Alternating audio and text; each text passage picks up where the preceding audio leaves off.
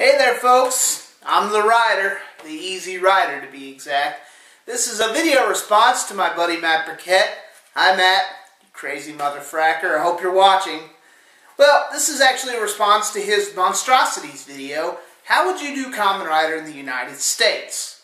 Now, actually, you'd think I'd get this question a lot being a Toku reviewer and whatnot, but actually I don't. So, this is a head scratcher.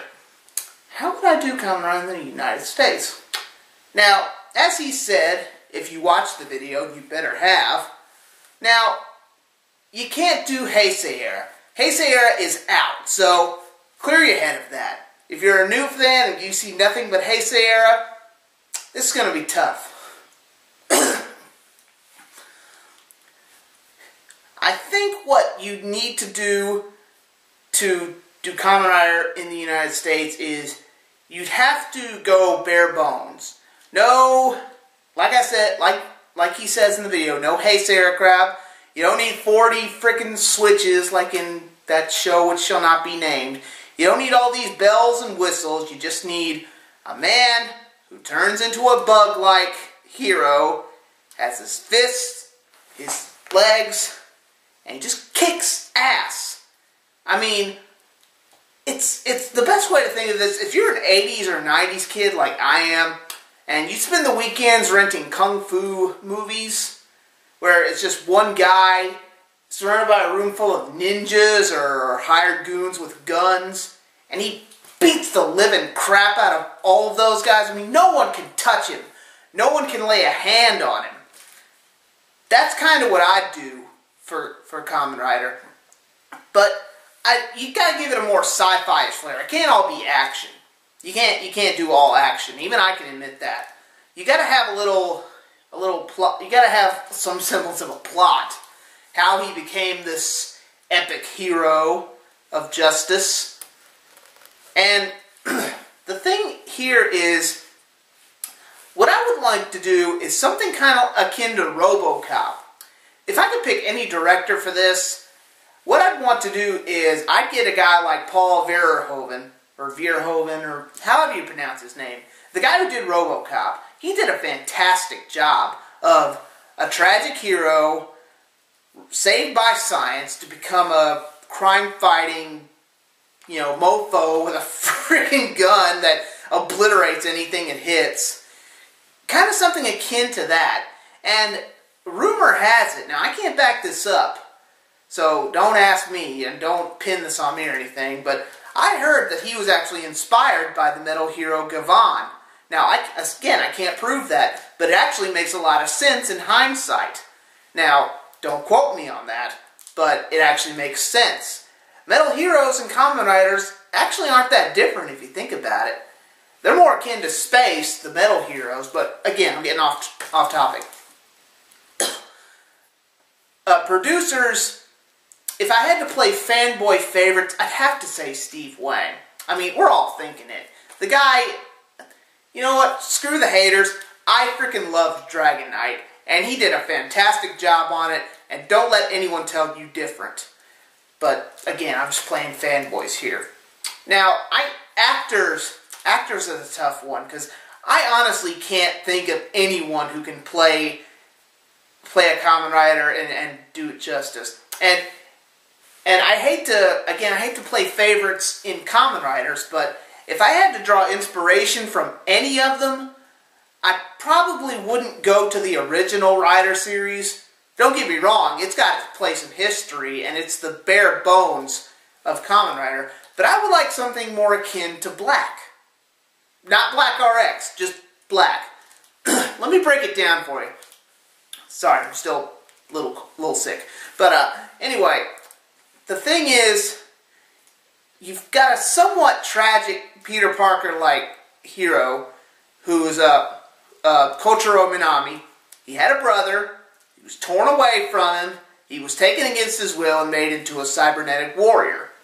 Now, you have that element of tragedy to you, but you don't want to make it too sad. Otherwise, you get these whiny emo characters. Peter Parker in the Sam Raimi movies, Anakin Skywalker. You don't want to make it too tragic, because then you're just going to scare away your audience. Now, tragedy is something you have to have, but I would make my character more angry as opposed to just, oh, why me? Why do I get this? Why do I, hero? I'd actually have him be more pissed off, like, boom, like punching the walls or something. It's like, I didn't ask for this and I didn't want it. You know, kind of have anger, not being whiny and depressing all the time. You know, have him be pissed off or something. I'm not talking red, brown, kill everything within 100 yards with a machine gun angry. I'm just talking about kind of like teenage angst, like you're pissed off at the world and you don't know what to do. And I think that's what that's what worked for a Kamen Rider. Don't have him be like 18 or 19 or anything, kind of like how they do today. Have him a little bit younger, maybe 16 or 17, where he's still at that moral crossroad. It's like, he can also abuse the power. Kind of like, hey, I can get away with murder, or hey, I'm strong, I can kick someone's ass. He could get into cage fights, he could, you know, hustle people for money, sort of thing. Kind of have him, well, I might as well come out and say it, be a little realistic. I mean, think about it. If you had those powers, you'd abuse them. And don't be all like, no, I'd instantly be a superhero. Don't lie. You would use your powers to make money and get laid. Don't lie to me. So, that's the way I do it. But you'd also have to have the rival. Going back to Black, I know I'm breaking the rules here by referencing Rider, but god damn it, I love that show. You gotta have the rival. And again, just like the 80s Kung Fu films, there's that one guy who can stand up to our hero and give him a run for his money. That's where a guy like Shadow Moon comes in, aka the brother. Spoiler alert. Sorry if you haven't seen it, not my problem. Just the thing is, you gotta have that element of, you know, gotta have either the element of irony. He doesn't have to be a brother. He can be a best friend, he can be a long-lost friend he hasn't seen in years, or something like Kamen Rider the First, where they could have been rivals for the affection of a girl or something. Now, I've heard a lot of people say Kamen Rider the First is boring, and just because I've reviewed this, I'm not being biased or anything, but I think that movie got it right. Okay, it was boring at some parts. I've heard people say it's boring, but you can't be all explosions Michael Bay. Not like today, because it doesn't work that way. It's going to be boring. It's going to drag at parts. There's no escaping that. So that's the way I do it. Kind of make him invincible, but not too invincible. You know, give him that rival. You know, give him something to work forward to. And you gotta have the training montage. I know it's dated, it's cheesy, it's way old, it's like 30 years old, but god damn it, it still works. You know, it's just... And the music is something I haven't heard people talk about. I don't know if I would go for you know, a look... No, I can't do a localized soundtrack, because if you have rock music in there, it's going to throw it really off. It's kind of like when they dub those anime movies, kind of like Tekken and the Street Fighter movie, they throw in rock music and everything. I don't know, I think that kind of cheapens it, but at the same time, I'm kind of like, yeah, maybe a little bit. But, I don't know, you don't want the fake Carmina Burana soundtrack. I mean, you don't know what I'm talking about. Look at fight scenes like in the Matrix movies, where it has that orchestra playing. Kind of like the big final battle between Neo and Agent Smith that has that choir. That's been done to death. You know, you might have to split the difference. I'm thinking heavy metal orchestra, but now I'm just thinking out loud. But I think that's a start. I don't know if I'd want to do a sequel to this. I want this to kind of be a one-off. Kind of like how Highlander should have been before they got the crappy sequels, you know. There can be only one. It's done. Kind of like Shin Kamen Rider. Another good example. I wouldn't want it to be too violent, either. You know, with him going around decapitating people and then running away, becoming a fugitive. Maybe something like that. But, you know, maybe being wanted, dead or alive, something like that, it's a little cheesy, but at the same time, I can see it working.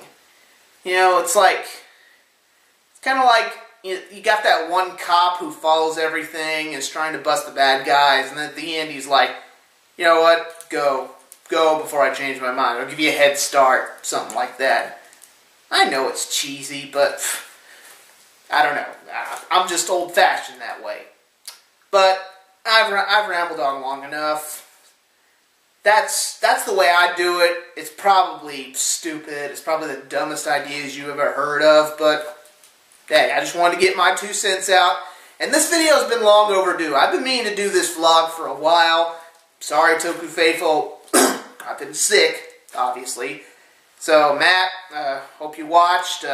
Hope you agree with me on something. And I better see you at Power Morphicon next time. You and me, buddy. Well, that's all I got. I got videos to make. Have a happy holidays, or in advance. Later.